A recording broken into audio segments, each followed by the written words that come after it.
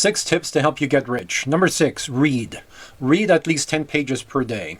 If you want to know what to read, Leo, I don't know what type of books to read. Bet on me, bet on myself. Feel good waking up whenever I want to. Feel good not sleeping in 'cause shit to do. Feel good doing what I want when I want to. Bet on me, bet on myself. Feel good.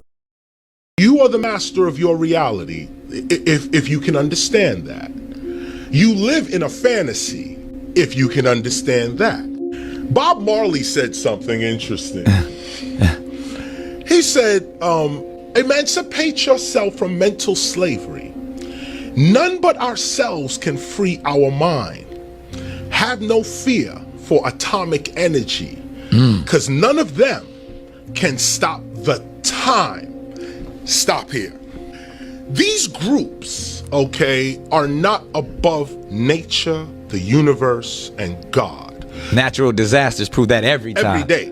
When we look at these groups, we are looking at what they are advertising themselves to us as. This is a propaganda and perception game. These groups, they are designed to deceive. There's no truth in them. None of them is above nature. None of them. So as long as you know nature, God, the universe, or should I say this? God, universe, nature. That's your gun. G-U-N. God, universe, nature. Remember that gun. I'm putting a weapon in your hand. You know, that's the part of Bob that I personally resonated with. He has such a mystique about him that sometimes we can think it was just all about smoking a lot of weed and hollering Rastafari. But even when you do your research on who Rastafari really was, you would kind of question that part about his movement. But when he said lines like the one quoted by KRS-One, it really does make you face that area of demons when it comes to life and death and what you're really going to spend your time here pursuing, what you're going to stand for. Nothing is above nature. And if we are children of nature, how can anything be above us? It also makes me key in on how words can be played with or manipulated. Gun, God, universe, nature. The word God, I've heard it gold, oil, and diamonds. I've heard it generator, operator, or destroyer. I've heard that it's also short for an entity. I won't say it because I don't want to invoke anything. But if we key in on how words prescribe power and the fact that we have power to redefine them, recreate them, once we get to that fine detail, I think it'll trickle outward to our collective consciousness and begin to reshape our reality. You know, not be subject to things, but be the subjector. I don't know if I just made up a word. To heal, what is the first step that they can take? Stop eating. If you get a diagnosis of anything, no matter what it is, look at your body as a whole. Everything in here, don't worry about the limbs. There's nothing in there that can get sick, but your digestive tract. If you have things in your digestive tract that don't belong there, you're going to be ill. Watch what you eat, but stop eating when you get ill and just drink water. Your internal doctor knows when to come on, but he will not come on if you do two things. You're eating, your stomach is full, you're up late. It comes on at 9 p.m. every night. Wow. So be in bed. You know, she's making total sense. The most extreme case of this result or this thought process is a breatharian. I don't know if y'all have ever heard about that, but there are people out there that claim to be breatharians. You know, you got your vegetarians, your pescatarians, vegans, so on and so forth. But the highest climb of that is a breatharian, and that's just what it sounds like. They use their breath in rhythmic ways to sustain their chi or their energy, and they also rely on the energy from the sun. It all makes complete sense. Even when you start fasting, my longest fast has been about 6 or 7 days. The first 3 were really rough. I could understand why people bow out. I understand that. But when you push through it and you realize you won't die, after that 3rd day, you start floating, man, and you start thinking things like, is it really necessary to eat? So I could just imagine, you know, they say Christ fasted 40 days and 40 nights. And I actually had a chart that would tell you the levels that I gotta take that little beep up, but the levels that you get to and what you attain spiritually when you get to certain phases of that 40-day fast. But anyway, it would make sense. If you're overloaded, your body shuts down and it worries about digesting the food, not healing the ailments and other things going on with your body. So eat less or be more strategic when you eat, and it could wind up resulting in you eating less. If you can, I don't know if the highest of us, if this pertains to, but one thing to train your mind and really key in on you and your specific vessel is a book called Eat Right for Your Blood Type. I don't condone giving your blood away to any establishment, but we all have medical records. So if there's a way that you can find out your blood type and then you read that book, you would see how some things that we all universally accept as healthy may be a detriment to you. We have to have that certain intricacy and that certain attention to detail. These are highly tuned machines, unique, the same in ways, but unique to every one of us. So why have a supercar, a super spaceship, a super anything and not know how to operate it? 8 billion people are being controlled by 100 families. Who are these families? These are the elite oligarchs that control the planet. They literally run us.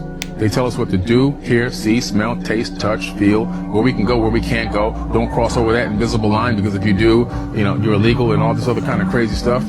They're running us, and governments are put in place to work for the people, but they got it flipped and they got us working for them. Right. And telling us what they're going to do to us if we don't listen to them. That's the opposite of what it's supposed to be. The problem, the reason why the world it is today, why we have this boot on our neck, is because of us. We're the problem. The 8 billion are the problem. Because we haven't elevated our consciousness to the level that... They're sharks. A shark smells blood, a shark attacks. Right. A shark is going to be a shark. How come we as 8 billion people haven't stopped falling for these divide and conquer tactics and stop fighting each other over the scraps and realize who the real enemy is? While we're fighting each other, they're just cutting up the pie and laughing at us. Left wing, right wing, all the same bird. Right? There's no such thing as a Democrat or Republican. Mm-hmm. The only thing that does exist, like I say, is a group of elite oligarchs that torture men, women, and children worldwide. That exists. Democrat, Republican doesn't exist. More and more people are seeing through the illusion. You ready to wake up? Comment book and uncover every... Man, so much in this one. This is what I tell people that I have the opportunity to engage with. When it comes to politics, like he said, left wing, right wing, still the same bird. How many different cycles have we been through? Do we have to go through to realize that nothing really changes? Only the temperament of people. If you think the current regime is a racist one, well, I always say it's no different from an artist putting out an album. I've seen artists go so far as faking relationships. I've seen artists do different publicity stunts, wear diapers, all type of stuff. And what always happens after that immediate embarrassment is an album releases. So why do we think it's different if a person's running for a position and he wouldn't target a certain audience, extract from that? You have one side that'll do that. They come in and they parade in our communities, and they even have the audacity to say things straight up like, if you're not black, you don't vote for me, you're not black. And we accept that. That's the exploitation of this certain demographic. So if one is pulling the strings of one that might be racist or in their ways, but then when he gets in office, we don't really watch what he's really doing. And I'm not defending, maybe I'm talking too long on it. It's just to say the politics thing, there's a billion ants and only a few grasshoppers. I would always talk about this to those that could handle it. A decade ago or so, when gas prices first started getting really, really high, right now, whatever's inflated, it really doesn't make sense. If everybody just stopped for one day, maybe even a half a day, if they're not paying enough wages, everybody don't go to work for a day. If gas is too high, everybody don't buy gas for a day. I guarantee you get the changes that you want to see, but we're so divided. They've sold us the whole iPhone, MySpace, Facebook, I need likes. They've sold all of that to us to the point where we all believe in our own individual ways, and anything that takes us coming together for a greater cause is few and far in between. It's hard hard. It's like a needle in a haystack trying to find it. So of course, we all have the power. But if we get to the truth of the matter, I always wonder, how did a group of people, even in the false history that they tell, the version of it that they tell you that they came over here, wiped out a people, whether it was physically, on paper, how are they now in position predominantly to control borders, enforce laws on where people can't? It's not until we start asking them where they come from and when are they going back that we won't see real change. Everything he's saying in there is true. And it also makes me wonder, I'm not like a big Billy Carson follower, but I remember a couple weeks back, maybe a few months, that his name was being rang through the mud because he apparently lost a debate or whatever like that. And I didn't even get into it, but I know that he's been kicking out certain gyms for a long period of time, that's just what they do. That's just what they do. Smear campaign is going to come if you're peaking, with what you're saying, if your following is actually catching on. Because all of us in our own different sectors, we're responsible for keeping this current reality going. So the more we unplug and get into our superpowers, listen to the messages from the prophets and the messengers that are out there, doesn't mean you have to abide by every word, but every once in a while, they're going to kick out something that activates you. The more and more we follow that path, the more we'll see this current regime subside. 1933 is when they started monetizing us and pledging us as collateral for the debt. Now, to register, the word register means to abandon. And when you register a car or a birth or a house, you're giving it to the government. You're giving your legal title to the government, and you only retain equitable title, which means that you have the use of that property. The government allows you to use it, thinking that you own it. Clear evidence of this is anyone who owns a house, look at their mortgage, and you're referred to as the tenant. Not the owner, the tenant. So if you think you own your house, you're mistaken. Same with your car. The reason why they can impound your car is because you registered it, and under maritime admiralty salvage laws, they come along and they adopt it. In the case of the birth registry, they adopt the abandoned child. This reminds me of my days like studying the Moorish philosophies and understanding the law in different ways. I think this is the first time I realized what we were calling ourselves when we call ourselves black and white, understanding that those are titles and statuses, really bridging the gap between I'm clearly not black and you're clearly not white. So why do we do that? Why is it that everybody else can say I'm German, I'm this, I'm that, but a certain group of people, all they have to rely on is what they change it up to every 10 years. Just really understanding etymology and the real meanings of words and how they play with these things in their courts and things like this. I know the House Joint Resolution was also signed in 1933. I'm not sure if that's what he was touching into, but I think President Roosevelt, I could be wrong, y'all do the research, but he basically confiscated or reacquired everybody's gold and silver and things, and money was backed by, started giving out or issuing the dollars in currency that we have today. I believe that's what happened. It makes me think about the birth certificate, what we've all been signed into, because allegedly we have an account that our bills and necessary things, since they confiscated those things that really backed money back then, they gave us a way to pay our everyday bills. We perish for a lack of knowledge. We don't understand the game. It's multi-layered, just like most things. So if they sell it to us on the lowest level, which is us selling our soul every day to pay for basic essentials, water, electricity, things like that, that's supposed to be taken care of because there was a way that nature provided us to do that. And the further we go back, we'll see that we were doing that. You came in and implemented your system. You can't subject us to that without having a choice. They say it takes a village to raise the child, but if we think multi-layered, the child is all of us. We need our brothers and sisters that went and practiced law. Start hopping on this bandwagon. Y'all starting groups and discovering things that you find out. Each one of y'all have a different niche when it comes to being in law. But all of the terminologies and different angles that we've learned collectively, start getting on this type of wave. I'm in between pursuing it and also realizing that as a baby God, if I give my attention to it and I play the paper game with them, I'm in essence making it real. We need more thought, power in these sort of directions. Or every black actor gets to a certain point, gets taken out. Whether it's Michael or Crosby or R. Kelly or Prince, they all either die under mysterious circumstances, Nipsey, or they become troubled and die of an overdose or some medication, or they get done for some sex crimes or whatever. I mean, in R. Kelly's case, every single one of those children were basically sold to him, allegedly sold to him by their parents. You know, and this is, you know, we'll talk. Yeah, maybe that's a conversation for another day. But you know, like there's so much of that in the entertainment industry, but there are no prosecutions of white artists. There are no prosecutions of country artists.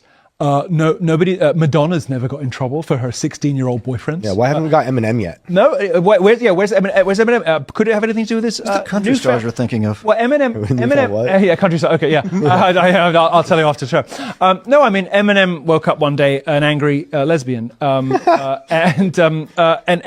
with very left-wing politics.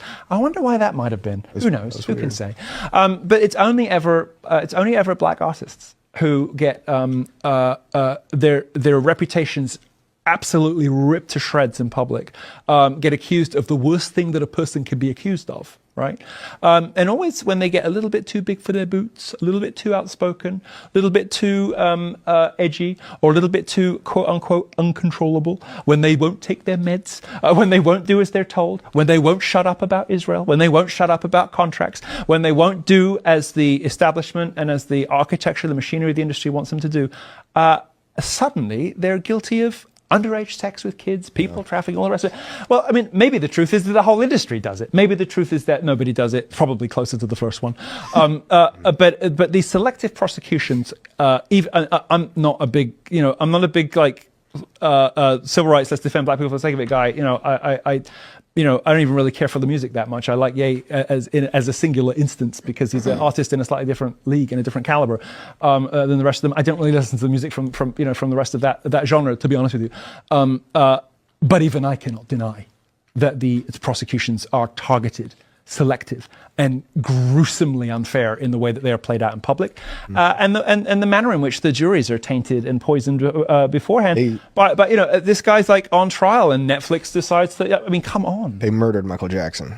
100%. And they murdered someone gave Prince fentanyl. They murdered Michael Jackson after he started talking about Jews.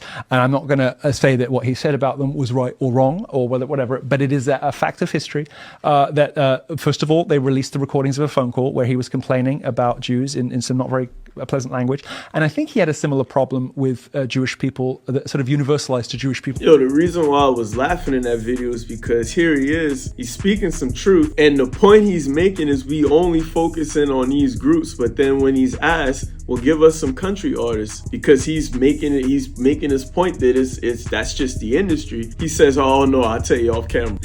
To me, that kind of like, it defeats the purpose. But again, he's staying on code for his people. Nothing wrong with that. But this is something that is, I always said, when the base level amongst the collective gets on this trend that we were once called conspiracy theorists for, Illuminati this, everything can be this, everything can be. When we went through that fire, everybody was having a good time. Now when inflation is high and your artists, your favorite idols are getting exposed, and you're actually for the first time having to face those demons, it's like a newfound revelation. But these things we've been known. I feel like the source always puts me in position to get different things so I can look back on them. I remember sitting in my people's house, seeing the report of Bill Cosby attempting to buy a television network, and it wasn't long after that all of these allegations started coming up with him. Now, because I'm keen and I pay attention to that, I can't really run out and say, man, like, I remembered it. Like, these are the things that we have known. And for him to shine light on the fact that it's predominantly one group of people, I commend him for that, because it's true. Before the diddler became the diddler officially, the guy that worked for Nickelodeon, I can't even remember his name, he got busted like a week or two right before that. I was at work, and when these people talked about the Nickelodeon dude, I was right there. It was hush hush. I was like, hey man, you heard about that thing? I remember them whispering about, yeah.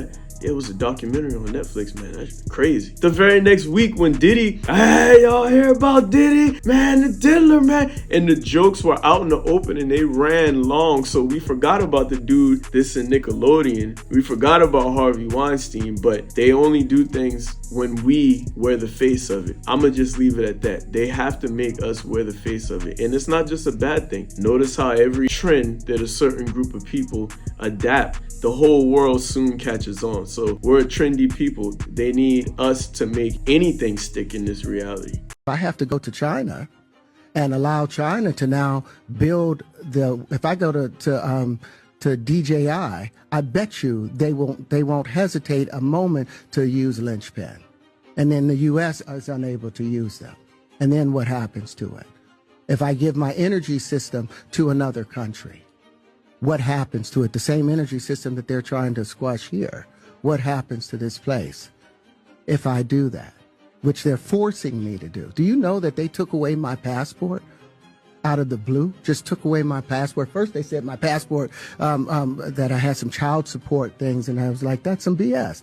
Took 4 months to argue that I had no passport issues with child support. Then it's like, oh, it's your taxes. It's you owe taxes, so we're going to take away your passport. Why? So I couldn't go to Dubai. Why? So I couldn't go and get this stuff financed. It's all the suppression, and I'm like, okay. So after I'm done here today, when I get home, I'm going to put online the equations necessary to have a thing called unlimited energy, to be able to pull energy directly from the flux, just to say fuck you to the world. I'm going to show them how to pull energy directly from the... You know, I just love when the evidence supports itself. So it touches on a lot of things. First off, I want to say Terrence Howard was a pleasant surprise. When he first popped on the scene with all of his theories, and while I'll say that I have to surf with him, I have to let the subconscious absorb a lot of what he talks about. But somewhere deep down inside, we all know that there's so much more. He just exemplifies how to do the bread and circuses, run that circuit, and use it to show you're brilliant. He has a lot of patents. As far as I understand, a lot have been taken.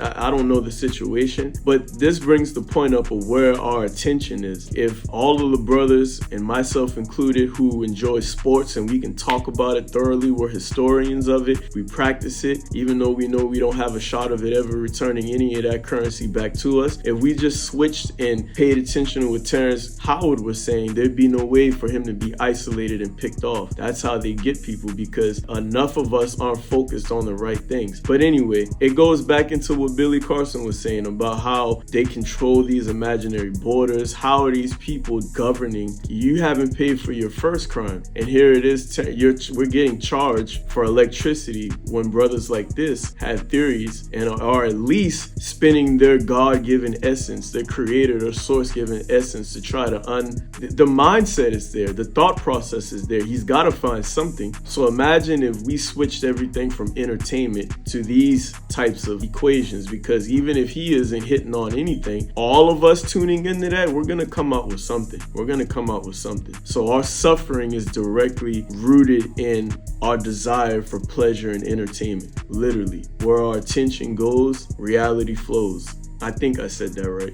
Everybody want to be the captain. We not doing the girlfriends. We not doing the wife. Ain't nobody wifing you up. Ain't nobody claiming you there's no girlfriends. Stop it. We getting the money. We married to the money, man. Why would I have a girlfriend? That's the bare minimum. You got to be my partner in crime. You got to be my partner in business. You got to be my partner in life. You got to be my partner. A girlfriend can't do nothing but make me smile. She can't bring no money to the table. She can't have no deep conversation. When you're a grown-ass adult, you don't have girlfriends. You have partnerships. And if you're not moving in that direction, where that person that you sleeping with, you're laying with, you're talking to every night with, if y'all don't got a partnership, then it's a battleship. Y'all really bullshitting about to crash any minute. Anybody can be a girlfriend. Anybody can be a wife. Can you be a partner? We trying to get the championship ring. I'm trying to get to the playoff. Can you work as a team? See, a lot of y'all don't understand teamwork. That's why you never win a championship. Everybody want to be the captain of the ship. And now y'all wondering why we had a shipwreck. Teamwork will always make the dream work. So for those of us that let words stop us from getting the gist of what's going on, only thing I would change if it was me is I would try to say, he's talking about these things from a relationship standpoint. We don't want to call y'all bitches, even though if you act like one and your survey says that you are one, we still don't want to call you that. I would just say sisters, you know, whatever. When he says we're married to the money, we're married to our purpose. The current religion is predominantly over most of our subconsciouses is the Bible, Christianity. And in there it has an ordering for a reason. The Most High, man, woman, children, village, community. That's why they say the king cries alone. We get our sustenance from the source and we take care of our women, they take care of the village. It can't be a competition. And even if that's just an example of order, we need some type of order. I'm really not. Once upon a time when it applied in my life and I had to get the gems out of it, I was into that realm. I watched the videos, but I realized that a lot of it just brings, when there's no understanding of what's being said, it just brings about a gender war. Especially in my community, we have to really key in on that and do away with it. There has to be order. I like how he said that if the person that you're spending the majority of your time with, you're physically engaging with, you're spiritually engaging with, you're sharing your future, your ideas with, if they don't know how to handle that in whatever way their mishandling arises, you're really doing more harm to yourself. And I don't think we think about that. It's so within our hands to change, to be so powerful that it's a shame. Let's get on accord with each other. Let's sit down and let's talk with each other. Let's try to understand our persons, our people that we're dealing with. Really, first we gotta understand ourselves. You have to stop and really think what that means. Can you close your eyes and spend hours with yourself, deciphering which voice is yours, which voice is not? Can you find stillness? Can you find quiet, that quiet place within yourself? Do you really know how to access that? Or are you one that says, how do you meditate? No disrespect, but if you can't find those places, then you probably are not ready for a union. You're just going to spend that time trying to find yourself at the cost of the person that you're trying to unionize with. A lot to think about. We go to the abomination of it all. We go to the desolation of it all. The Virginia Racial Integrity Act that was adopted, whether in principles or explicitly by the entire nation, that's what everyone is practicing now. This Racial Integrity Act collapsed every person of color, every black person, whether you are Indian, from Europe, from Asia, wherever, you became a Negro, you became black, you became colored. All your other identity vanished and gone away, never to be resurrected until now. If you're listening to this message, you know you're native to America. You know you're native to America. You know Verrazano saw you. He was the first one to see you on the southeast coast, on the northeast coast of America. He said you look just like the Ethiopians. You know your last name sounds Scottish. Yes, you're the Highlanders and the Lowlanders, the clans of Scotland. Your last name sounds Irish. Yes, you're part of the Black Celts. Your last name sounds French. You are the French Huguenots. Yes, you started that colony up in New York State. Your last name sounds Dutch. Yes, you are the Huguenot Dutch. Yes, you founded New York State. Yes, you founded New York City, formerly New Amsterdam. Your last name sounds Welsh. Yes, you are the dark, swarthy Welshman. Your last name sounds German. You are the German Palatines. Benjamin Franklin didn't like you that much. He didn't think you can get their complexion, the Caucasian complexion. You were, and your ancestors were from those countries. They just collapsed into one category because they were pushed into that category when the white classification was removed from being from Europe to now you have to prove that you had Caucasian blood in you. 100%. If you couldn't prove that, you lost your white classification and you became Negro, you became black, you became colored. Racial Integrity Act of 1924. That's what you became. So every identity you had, gone. Gone. And in my opinion, this is the gist of it all. This is the truth of it all. I've experienced living around multiple races of people. At one point in time, it really didn't matter to me.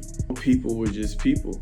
I was introduced into the difference from these other groups of people, honestly. And being from Charleston, South Carolina, I find it funny that these type of conversations don't happen more. And when they are, when anything about race is brought up, it's like, oh, that's the past, blah, blah, blah. But it's not the past. These systems operate off the backs of everything that has been done, everything that has been told, the miseducation. And I say miseducation because we weren't taught this in school. We were taught that we come from Africa, which in itself disconnects you from the land that you're on subconsciously. You're willing to just go along with the flow because you think people establish something that you really are a visitor to. So you're just trying to fight to be treated nice in the house as a visitor, which is ironic because as more truth comes out, we realize that the same people that they change their names every 10 years, African American, Afro American, Negro, Black, colored, all of these things, the Bible says that the curse of the people would to become a byword, and that's any other thing other than your nationality or what you are. We're understanding that we were already here. So when it comes to race relations, I'm with anybody who's willing to accept the truth. In all reality, I don't have the energy. It's not my true makeup to walk around and just hate things and races of people and species of people just because they're not me. But the order and the truth has to be reestablished and told. You can't be on my lands dictating anything, really, and I just have to go along with it, with the understanding, operating every day that all I've ever been is a slave. When the truth says that these are my lands, those are my titles, those are my identities, because even science will confirm that basically at one point in time, the whole planet was melanated. So this is no division, it's just the truth. And I think that if we all have these open, honest discussions, man, like that right there, when we get over it, will bring about the change that we really claim that we want to see. Peace on earth will not happen until the truth is told. Yes, the only way I know wouldn't trade it for no retirement plans or pensions. The way I chose, no shade, no. Rather in old school than a car, no.